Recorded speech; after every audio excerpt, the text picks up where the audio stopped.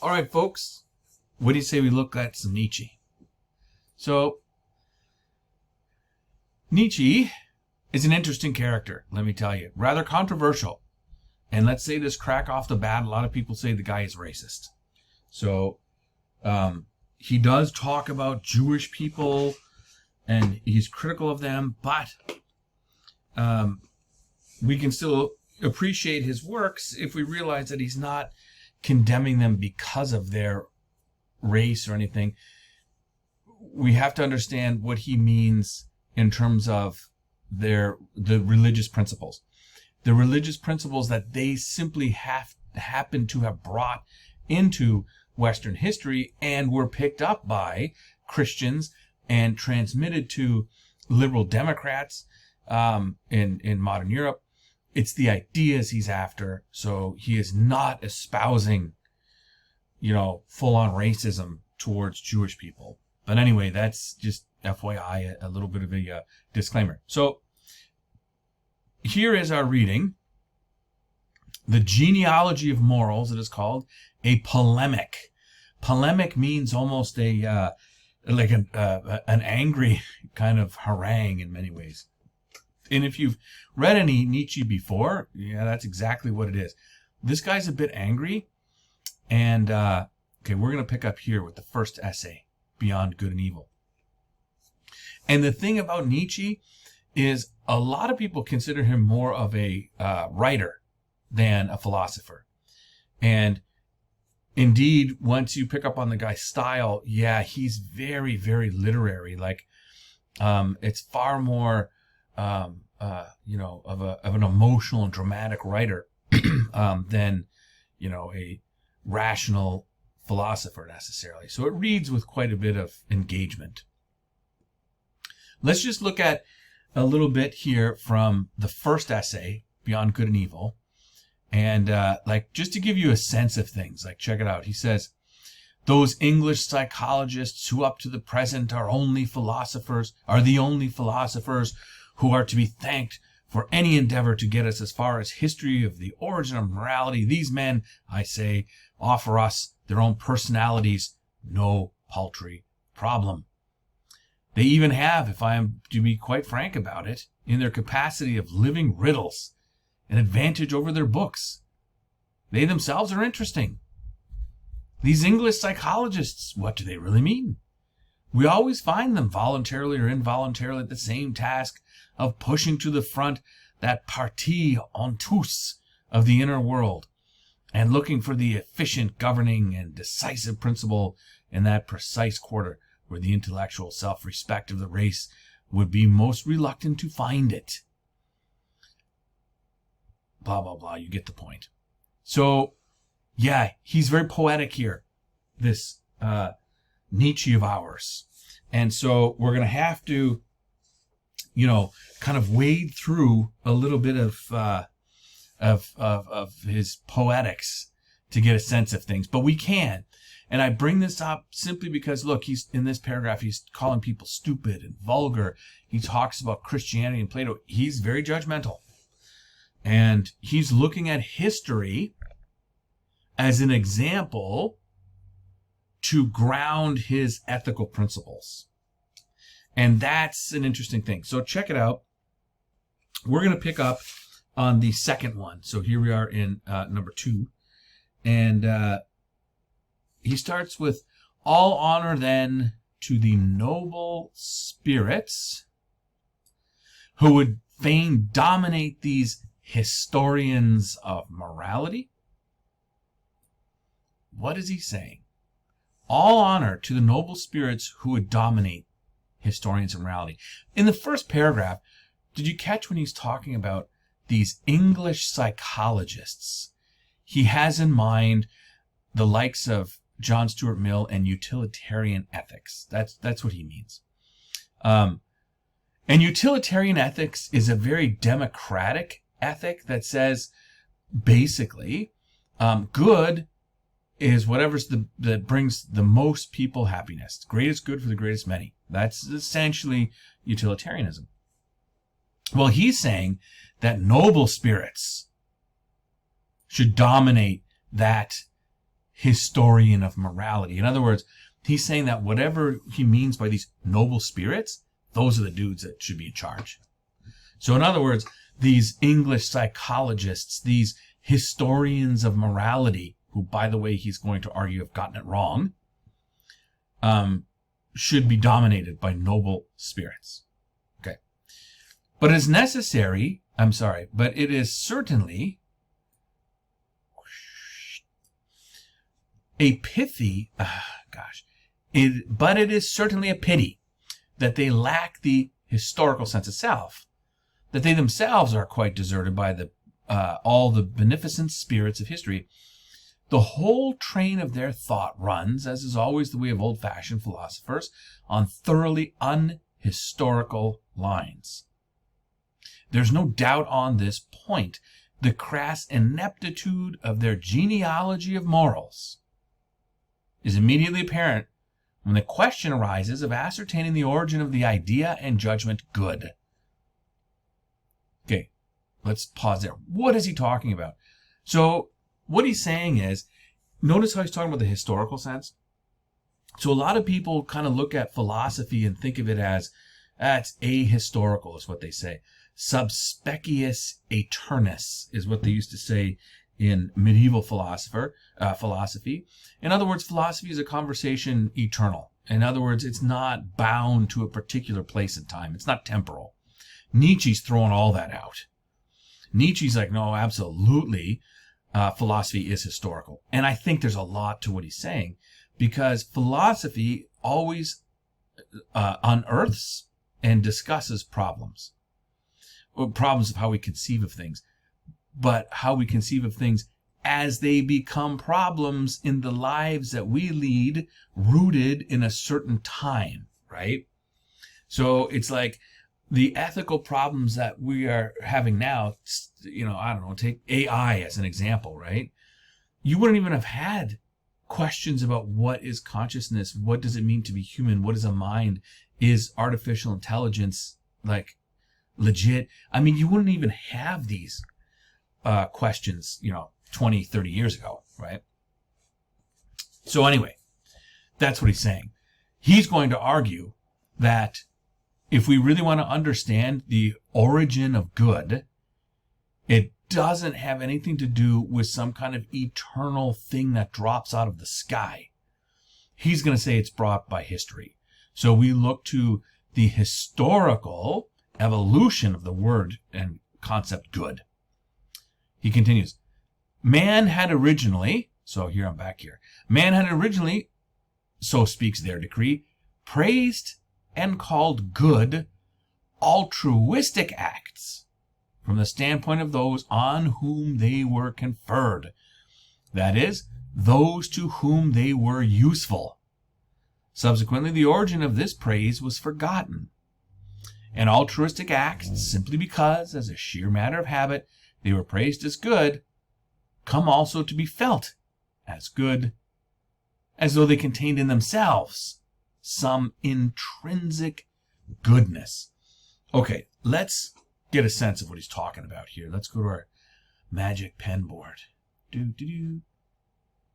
Do-do-do. Do-do-do. Do-do-do. Okay, here's what he's saying. So, altruism. You know what altruism means, right? Altruism means that somebody does something for no benefit at all. So in other words, you do a good deed. No benefit to self. There is a benefit, just not to you. So altruism is you do a total act of good for no reason whatsoever. Not even to write off on your income tax. So here is one guy, okay? And that guy is fixing to do something. He is going to give some money to this guy. Okay? So he's the receiver, he's the giver. So the money is going thusly. Okay. So we have a giver. We have a thing given. And then we have a receiver. Good enough? What he is arguing is that over time, it's like this whole process here is good. But what happens over time, he's arguing, is that we kind of forget about this guy. And we kind of then even forget about the thing a little bit. And what winds up happening is we focus on this part, the receiver, and the thing that this guy got, and we say that, oh, good is good in itself. In other words, it becomes altruistic, and we say, oh yeah, there's just a good that poofed like out of the sky kind of thing. An altruistic good is great. And so now this guy's got the money, and isn't that good in and of itself? What Nietzsche is going to argue, though, is whoa, whoa, whoa, whoa, whoa. We forgot about something. This guy has to exist first before there can be the good, and before there can be a guy receiving the good. And what happens over time is that our focus goes, come on, what's going on with my pen? Our focus over time historically is on just this aspect. And we forget that the good started here. And this is what he's going to argue is the noble. This noble guy. So first of all, there was a guy who was strong and rich and successful, like however you want to call all that stuff, right? And this guy had extra money that he could give to this guy. And the good started here with this noble, with the giver, not the receiver. But what happens over time historically is we focus on the receiver and we sort of shun this guy. Okay, that's what he's fixing to argue. So let's go back to our to the thing. And that's what he means by intrinsic goodness. There isn't an intrinsic goodness in this, doing a benefit to somebody. It's extrinsic because you're giving them something. A person is giving something. It's not an intrinsic value. It has to do with, in the condition, you gave that guy money because he needed money to go and get things.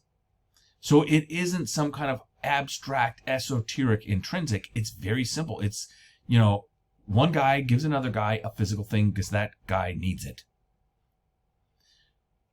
The thing is obvious. This initial derivation contains already all the typical and idiosyncratic traits of English psychologists.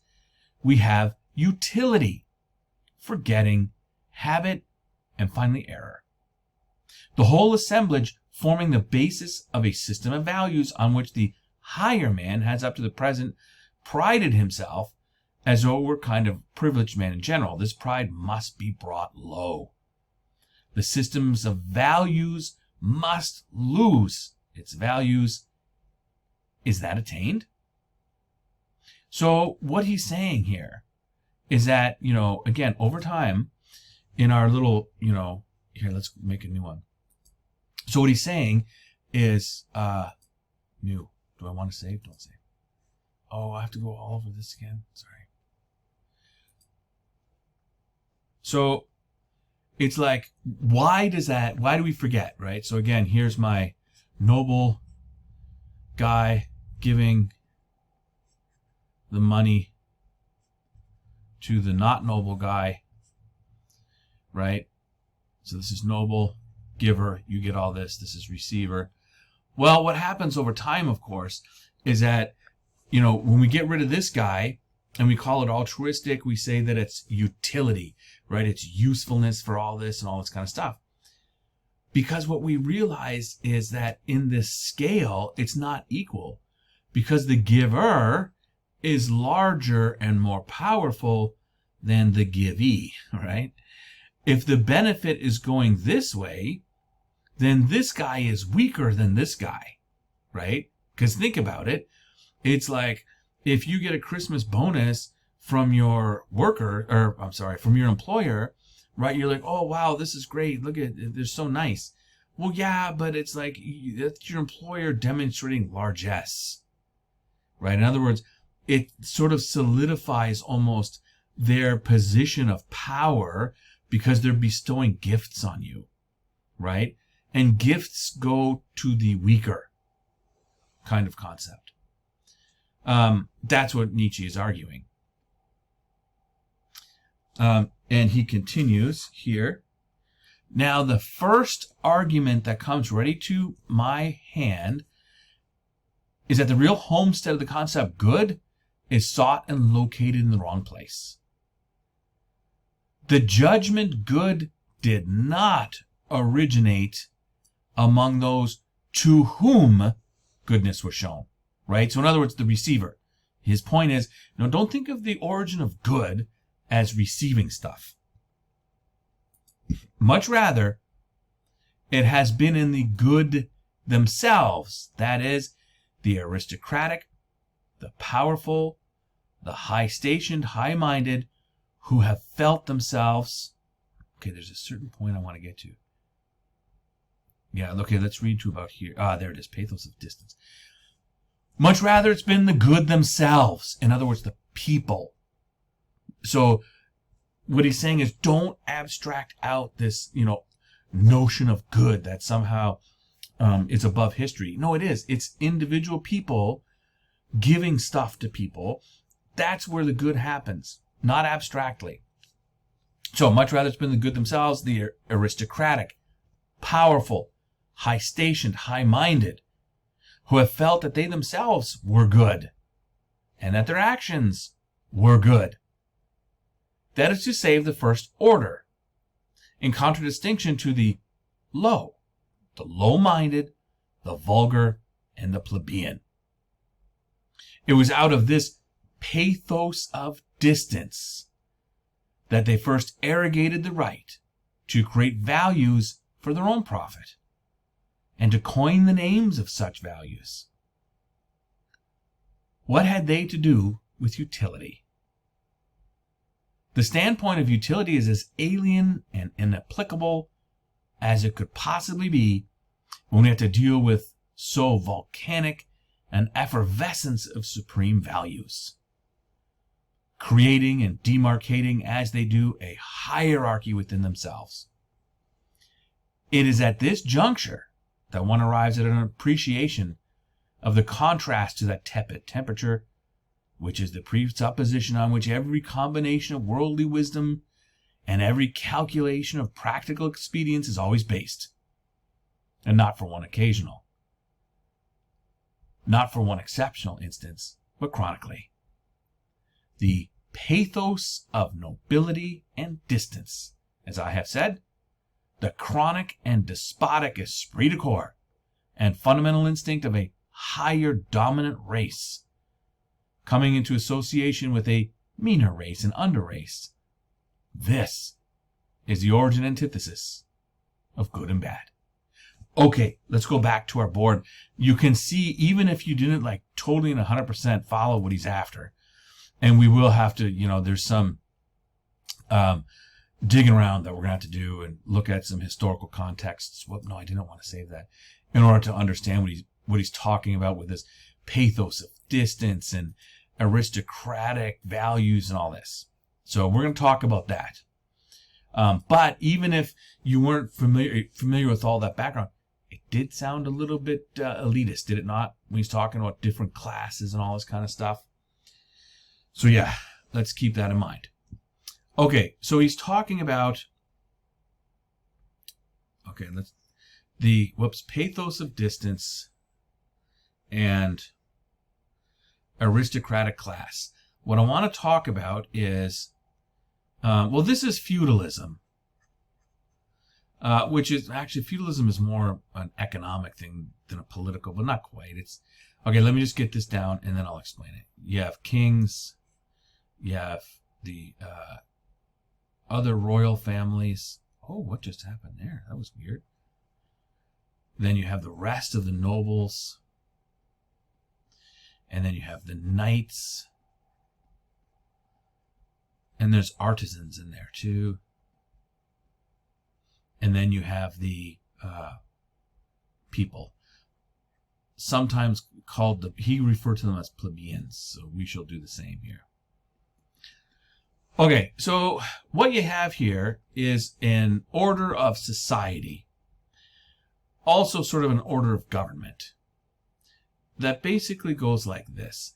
Under feudalism, the idea is that there's a certain segment of the population, and you can imagine they are the few, who own land. And then there are others who work for those who own land. Right? So these are the workers. So how things would work is, like, let's say, you have whatever. Here's a big chunk of land. Right? This is a big piece of whatever, Western America. And suppose you own this big chunk of land. Okay? And you are a noble, because a noble is someone who owns land. And so in the feudal period, how it would work is the noble would own this land, and they would chop it up into little bits and pieces, and then they would rent that land to these dudes here, the people, the plebeians, the serfs, the farmers, the sharecroppers. They go by various names. And these people rent the land, and then they pay the lord money, right? And the lord, he's got his castle over here. That's supposed to be a castle. And then all their money goes to the Lord. Make sense? And so you rent to live here. These guys, by the way, who work the land are called tenants. Tenants. And this guy is called the Lord. We still use this in apartments, right? If you live in an apartment, you are called a tenant, and your landlord owns the place, right? Same difference. So these guys here, the lords, grow rich collecting the rents from the people, peasants, workers. Does that make sense? When you think of it, pretty much every society that has ever been is based on this model. There are those who own stuff, and there are those who work for people who own stuff. That's kind of how it goes. So what he's talking about here, though, is this. So up here, you have the nobles who own land, right? And with the nobles, there are several gradations, right? So there's earls, there's dukes, there's barons, counts, etc., marquis. They all have different names and stuff. And they're based on how much land they own. And this, don't quote me. I don't know which is the biggest one. Is the earls who own the most land, or the barons? I forget, but whatever. Different titles based on how much land they have. In other words, how powerful and wealthy they are. Royal families, same thing. Some royal families are closer to the king, some are not.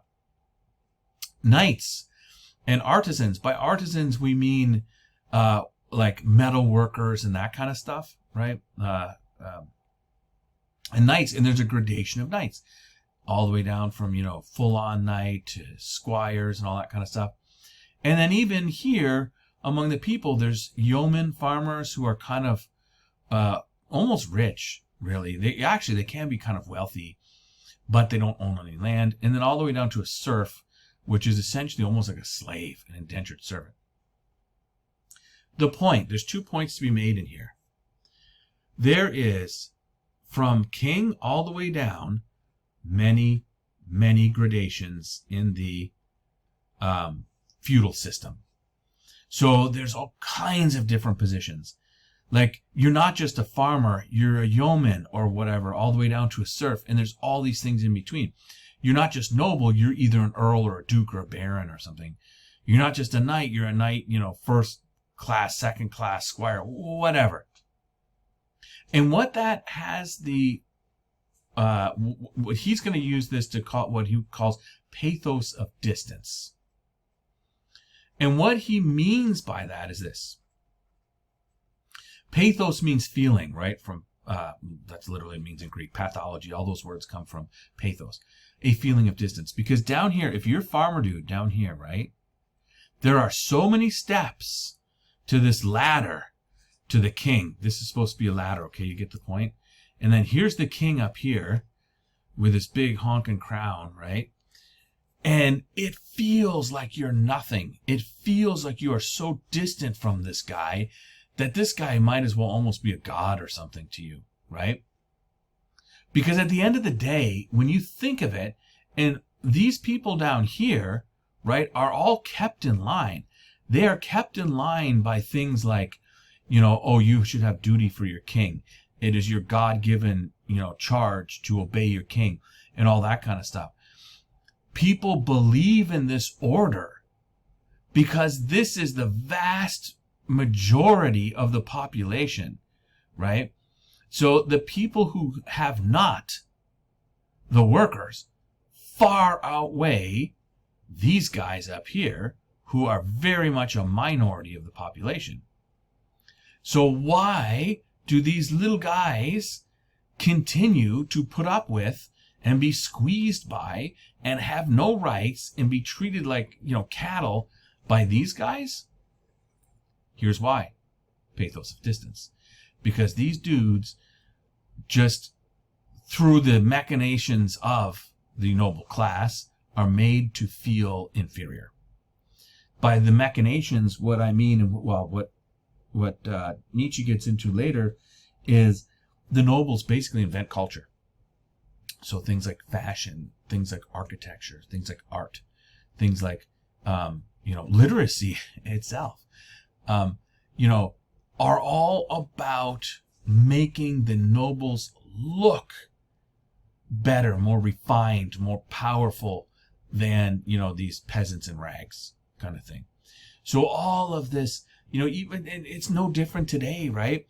I see people in my neighborhood driving Maseratis, right? And people want to have the Louis Vuitton bags and all this kind of stuff. And it's like, what's that all about? It's about making yourself look more wealthy and powerful than you may or may not be. Because if, you're my neighbor and you're driving a Maserati, obviously you have the same house as me, so we kind of got the same lifestyle. But anyways, so that's kind of the thing, if that makes sense, right? So that pathos of distance is what he's talking about here in the second paragraph, because it's the people at the top, right here, pathos of distance is where, and pathos of nobility, because where he wants to go with this ultimately is, let me get a new one. Actually, maybe I can get by with this. Let's use black, it'll show up better. So the good emulates from this dude here who decides, hey, I'm going to throw this guy a bone down here. I'm going to give him, a Christmas bonus, and he'll think that I'm the man. And what that does is it solidifies this guy staying down here because he's getting handouts from up here. And so this concept of good, what Nietzsche is trying to say is this is where good starts, with the powerful, what he's going to call the noble, right? Whoops, stop it. What's going on? Okay. With the powerful, because they have a surplus. They have a lot of stuff. They have the ability to give. Therefore, it's on them to create step one of good. It's not about the guy who receives it. It's about the guy who is powerful enough to give the goods in the first place. Okay, let's pause this one here. That was a lot just to understand, like 2 paragraphs, right? But that's kind of how Nietzsche is. I swear to God, though, trust me, it's not going to be that bad. As we get into it, you'll begin to pick up on some of his stuff, and so it won't be this slow and tedious.